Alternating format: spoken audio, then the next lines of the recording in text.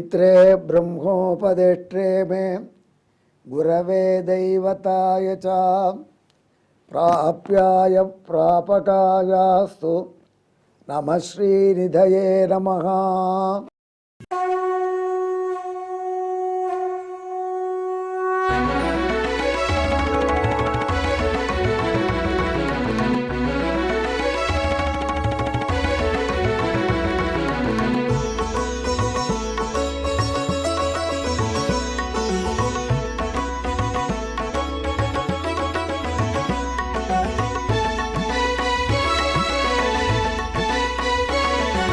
सहस्रनामं सहस्रनामं श्रीवेङ्कटेश सहस्रनामं सहस्रनामं सहस्रनामं श्रीवेङ्कटेश सहस्रनामम्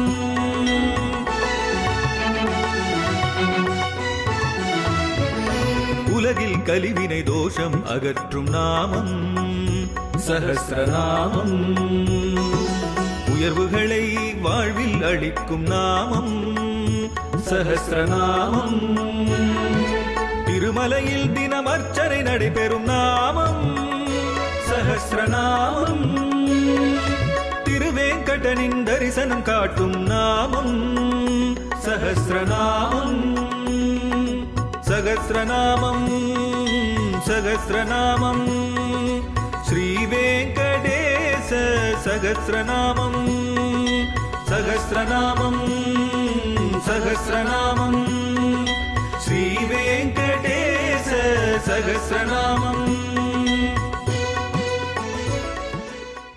அன்பர்களே, நாம் இப்பொழுது திருவேங்கடமுடையாருடைய 1000 திவ்ய நாமங்களிலே 64வது திவ்ய நாமத்தை பார்க்க போகிறோம்.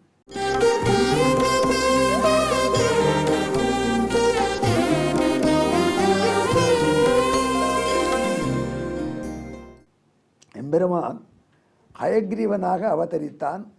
பிரம்மாவுக்கு வேதத்தை மீட்டு கொடுத்தான். மீட்டு கொடுத்து பிரம்மாவுக்கு உபதேசம் பண்ணினான். அப்படி உபதேசம் பண்ணின ஹயக்ரீவன் தானும் பிரம்மதேவனுக்கு முன்னோடியாக இருப்பதற்கு எப்பொழுதும் வேதத்தை தானும் சொல்லி கொண்டிருக்கான். சிஷ்யர்கள் உபதேசிக்கிறான். பொருள்களை அழகாக எடுத்து ஞானமுத்திரை போதும் சொல்லி காட்டி கொடுக்கிறான். தானும் ஞானமூர்த்தியாக இருந்து ஹயக்ரீவனாக இருந்து திகழ்கிறான். இதில் ஒரு நுட்பமான விஷயம் இருக்குது. ராமன் அவதரித்தான், ராவணனை சமகரித்தான், நல்ல அரசர்களை உருவாக்கி கொண்டான். க்ஷத்திரிய குலத்தை எப்படி 11,000 ஆண்டு பூமியில் இருந்தான். இருந்து தன் அவதாரத்தை முடித்து கொண்டு சென்றான். ஆக ராமாவதாரத்துக்கு ஒரு கால அளவு இருக்குது. அதே மாதிரி ராமாவதாரம் தான் பகவான் இப்படி அவதரித்து நீண்ட நாள் அந்த கோலத்தோடையே இருந்த அவதாரம். விபவ அவதாரங்கள்னு சொல்வார்கள். பகவானே நடமாடும் மூர்த்தியாக அவதரிக்கிற காலத்தில் அந்த அவதாரங்கள் எவ்வளோ நாள் வச்சுருக்கான். நினச்ச பொழுது அந்த அவதாரத்தை உருவாக்கி கொள்கிறான், நினச்ச பொழுது அதை பூர்த்தி பண்ணிக்கிறான். அப்படிப்பட்ட அந்த தோற்றம் மறைவுன்னு சொல்லுவோமே, அதற்கு இடைப்பட்ட காலம் ஆயுஸ். அவ்வளோ நீண்ட காலம் ராமாவதாரத்திலே மனிதனாக எம்பெருமான் இந்த பூலோகத்திலே நடந்தான், தெரிந்தான், காடுகளோடு சென்றான், மலைகளிலே ஏறினான், இறங்கினான், அரக்கர்களை அழித்தான், அறநெறியை செழிக்க வைத்தான். இந்த அடிப்படையில் ராமாவதாரத்துக்கு 11,000 ஆண்டுகள்னு கணக்கு சொல்கிறார்கள்.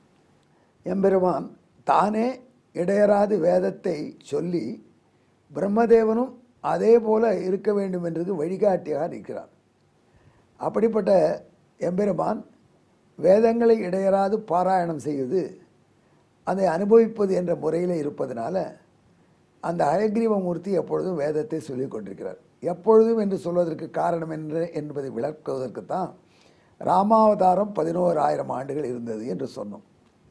உடனே சந்தேகம் வந்துடுத்து, 11,000 வருஷ வாழ்க்கை உண்டா?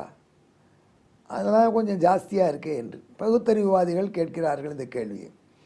அதே போல் மீமாம்சகர்களும் கேட்டிருக்காங்க.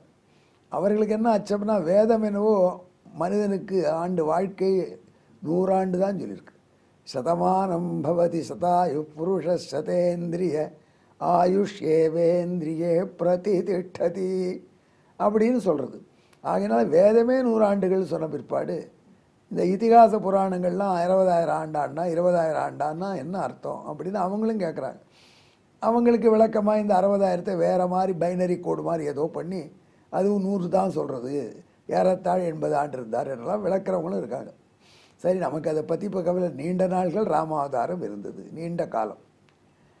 அதே நரசிம்மாவதாரம் ரொம்ப நொடியளவில் தான் இருந்தது. அந்தியம்போது அவதரித்தான், உடனே 2 நிமிஷம் சம்மரித்தான், உடனே அவன் சிம்மாசனத்தில் உட்கார்ந்தான். பிரகலாதனை வந்து அடிபணிந்த உடனே அவனை தலையிலே கை வைத்து ஆசீர்வதித்தான். பிரம்மாவை கூட்டான், இவனுக்கு பட்டாபிஷேகம் பண்ணுன்னு சொன்னான். அடுத்த வினாடி அவதாரத்தை பூர்த்தி பண்ணி மறந்து போயிட்டான். ஆகையில் அவதாரங்களே ஷார்ட்டஸ்ட் டியூரேஷன், மிக குறுகிய கால அளவு எம்பெருமான் இருந்தது நரசிம்மமூர்த்தியாக. அதே போல் நீண்ட காலம் இருந்தது ராமமூர்த்தியாக. கிருஷ்ணனாக எவ்வளோ நாள் இருந்தான்? 116 ஆண்டுகள் என்று இருந்தான் என்று கணக்கு சொல்கிறார். அதை பற்றி கொஞ்சம் ஒத்துக்கலாம், 100 ஆண்டுகள் தாண்டினவங்க இருக்காங்க. இப்படி இந்த அவதாரங்கள் 3 நாம் சொன்ன மாதிரி 100 மிக குறுகிய கால அளவு, அப்புறம் சில ஆண்டுகள், அப்புறம் ஆயிரக்கணக்கான ஆண்டுகள் என்று சொல்லக்கூடிய அளவில் அவதாரங்கள் இருந்து பூர்த்தி ஆகியிருக்கின்றன. ஆனால் இந்த ஹயக்ரீவ அவதாரம் பூர்த்தி ஆயிற்றா என்று கேட்டார்கள். இல்லை என்று வேதவியாச பகவான் தமது மகாபாரதத்திலே சாந்தி பருவாவிலே அழகாக தெரிவிக்கிறார். அதனால்தான் ஹயக்ரீவமூர்த்தி இன்றும் அந்த அவதாரத்தை பூர்த்தி பண்ணவில்லை. இந்த கல்வி கொடுக்குற அவதாரத்துக்கு பூர்த்தி கிடையாது, கல்விக்கும் பூர்த்தி கிடையாது. கல்வி கற்கும் கல்விக்கு எல்லை இல்லனே, கல்விக்கு எல்லையும் கிடையாது, கல்வி கற்பவனுக்கு வயசும் கிடையாது. படிக்கணும்னு நினச்சா எந்த வயசுலையும் படிக்கலாம். நானே 60 வயசாகி என்னுடைய சர்வீஸ் ரிட்டையர்மெண்ட் ஆன உடனே எம்ஏ சான்ஸ்கிரிட் படிக்கணும்னு போனேன். பிஇ மெக்கானிக்கல் படிச்சிருந்தேன், எம்ஏ படிக்கணும் 60 வயசுக்கு அப்புறம். அப்போ 4 செமிஸ்டர் எக்ஸாம் எழுதி எம்ஏ டிகிரி வாங்கினேன். அதுக்கப்புறம் பிஹெச்டி பண்ணேன். எங்கள்கிட்ட கேட்ட சமஸ்கிருதத்தில் பிஹெச்டி பண்ணி என்ன பண்ண போகிறேன்?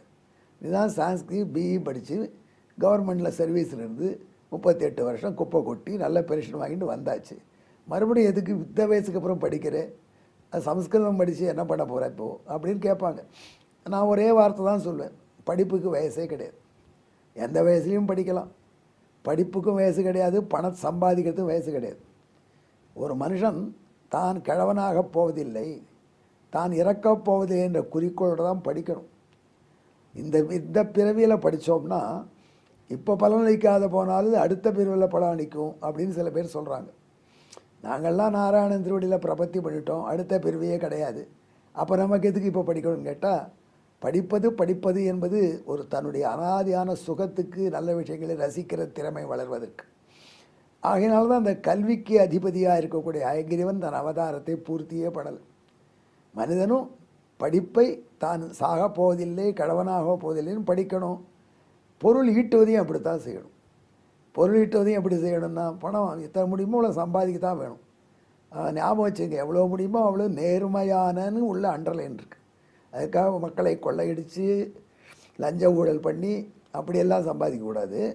தர்மமான முறையில் சம்பாதிக்கணும் பொருளை. அதை எவ்வளோ நாள் எனக்கு இந்த வயசுலேயும் சம்பாதிக்கிற பொருள்னு கேட்டால், முடிஞ்ச வரைக்கும் என்னுடைய ஆரோக்கியம் கொடுக்குற அளவுக்கு நான் சம்பாதிக்கிறது தப்பு இல்லை. இது ரெண்டுத்தையும் மனுஷன், பொருளையும் அறிவையும், தான் சாகப்போவதில்லை, தனக்கு யௌவனம் என்றும் மாறவில்லை என்று நினைத்து கொண்டு படிக்கணும். ஆனால் ஒரே ஒரு காரியத்தை மட்டும் அடுத்த வினாடி இருக்க மாட்டோம்னு நினச்சிட்டு செய்யணும். அது ரொம்ப முக்கியமான விஷயம். அடுத்த வினாடி நம்ம வாழ மாட்டோம் அப்படின்னு ஒரு விஷயத்தில் மட்டும் இருக்கணும், தர்மம் செய்கிறதுல. இவ்வளோ பணமெல்லாம் வச்சுருக்கேன், ஒரு 10 வருஷம் கழித்து தர்மம் செய்யலாம்னு நினச்சிருக்கேன்னு செய்ய, நல்ல காரியத்தை உடனே செஞ்சிடும். இல்லை அறம் செய்யும் பொழுது மட்டும் அடுத்த வினாடியே நாம் வாழ்ந்து போட போகிறோம். நமது தலை குடுமையே எவன் கையில் பிடிச்சி வச்சுருக்கான், எப்போ தட்டுவான்னு தெரியாது அப்படிங்கிற அச்சத்தோட தர்மத்தை செய்யணும். ஆனால் படிப்பதையும் பொருளை ஈட்டுவதும், எவன் நம்மக்கிட்ட வரல, எவனை மிதிப்பேன், நான் எவனை வென்று விடுவேன் அப்படிங்கிற உறுதியோடு என்றும் இளைஞனாக இருப்பேன் அப்படிங்கிற எண்ணத்தோடு கல்வியையும் பொருளை ஈட்டணும். அறத்தை மட்டும் அடுத்த வினாடி வாழ்க்கை இருக்குமாற்றாது என்ற அச்சத்தோடு உடனே செஞ்சிடும். இப்படி தான் நமக்கு அறிவுரை சொல்கிறாங்க.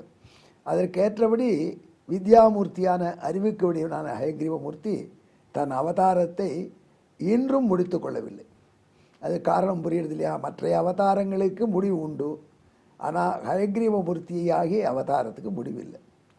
அப்போ திருவேங்கடமுடையான எம்பெருமானுடைய அவதாரம் தானே இது அர்ச்சாவதாரம்னு சொல்கிறோம். இதுக்கு முடிவு உண்டானா? இதுக்கும் முடிவு கிடையாது. இது அர்ச்சாவதாரத்துக்கு. நாம் சொன்னது விபவாவதாரம். என்ன விபவம், என்ன அர்ச்சை புரியலேன்னு நினைக்காதீங்க. விபவம் என்பது நம்மை போல மனிதர்களைப் போல சதை தசை உருவம் வடிவம் இவர்களோடு நடமாடுவது. அர்ச்சை என்பது சிலை வடிவத்தில் நிற்பது.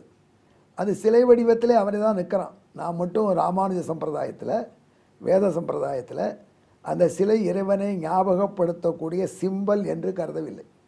நல்லா பக்தியோடு பார்ப்பவர்களுக்கு அந்த நெருக்கம் இருக்குது. அதுவும் வேத மந்திரங்களை சொல்லி பிரதிஷ்டை பண்ணிட்டா அந்த சிலையே அவனாயிடுறான். அவனே சிலையாக சமைஞ்சு நிற்கிறான். ஏன் அப்படின்னா, ஏன் பள்ளி வந்தாலும் கரப்பாம்பூச்சி வந்தாலும் அவன் மேலே ஊறச்சே பேசாமல் இருக்கான்னா, அது உங்களுக்கு நான் வசப்பட்டிருக்கேன்னு நம்மளுக்கு வசப்பட்டிருக்கிறத காண்பிப்பதற்கு அவன் நடிக்கக்கூடிய நடிப்பு என்று விளக்குகிறார். ஆகையினால் ஹயக்ரீவமூர்த்தி போல வெங்கடாச்சலபதிக்கும் அவதாரத்துக்கு பூர்த்தி கிடையாது. அன்பர்களே, இப்பேற்பட்டு எப்பொழுதும் இடையிறாமல் வேதத்தை சொல்லி கொண்டிருப்பதனால ஹயக்ரீவமூர்த்தியான திருமாலுக்கு வேங்கடமுடையானுக்கு பிரம்மவாதி என்று பெயர். இதற்குரிய ஸ்லோகத்தை சொல்கிறேன், கேளுங்கள்.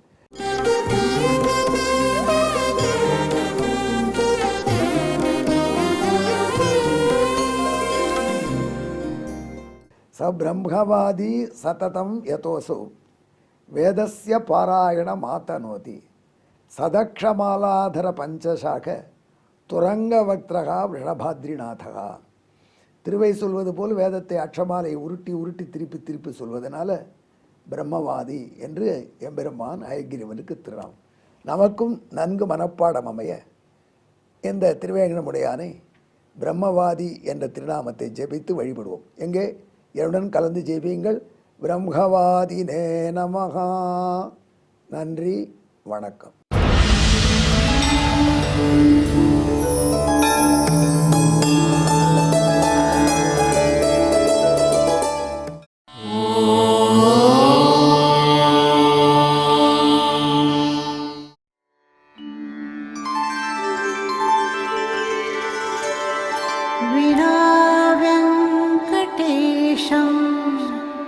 ननाथो ननाथः सदा वेङ्कटेशं स्मरामि स्मरामि.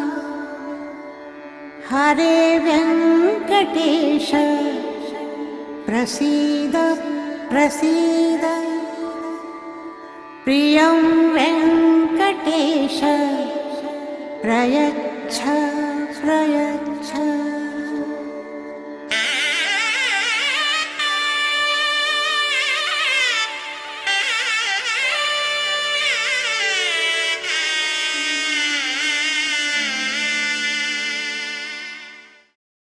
ஓ